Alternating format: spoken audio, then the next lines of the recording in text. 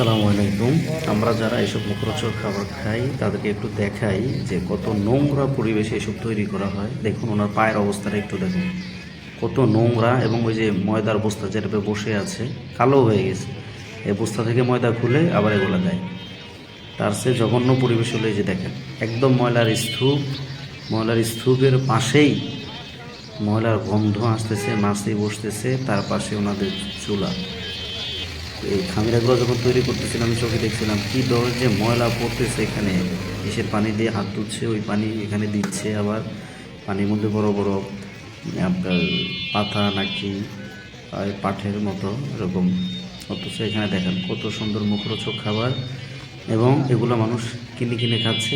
এই পাশে রাস্তার গাড়ির যত ধুলাবালি সব এই খাবারে পড়ে, সেটা কিন্তু কখনো ওঠে না, এবং সেটা পরিষ্কারও করা যায় না, পরিষ্কার করার কোনো ব্যবস্থাও নেই। বা এগুলো যে গ্লাসের মধ্যে বিক্রি করবে সেটাও না। এই যে দেখেন বড় বড় গাড়ি, যে এখন শীতকাল, কুয়াশা ভেজার কারণে ধুলাও তো ওড়ে না, তো গরমকালে তো আরও প্রচুর ধুলা থাকে এখানে। দেখেন অনেকে ছেড়ে দিয়েছে। এই জন্য বলি যে ছেলে সন্তানকে বা পরিবারের জন্য এই ধরনের খাবার নিয়েন না।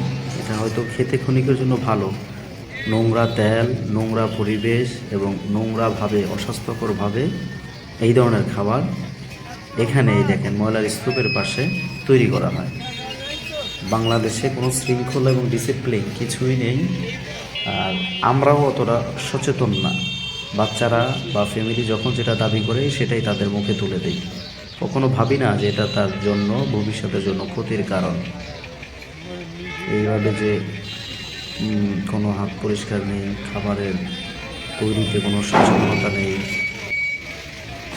যাই হোক, যে যেখান থেকে ভিডিওটি দেখছেন কেমন বুঝলেন, আপনি কতটুকু সচেতন হয়েছেন সেটা কমেন্টস করে জানাবেন। এবং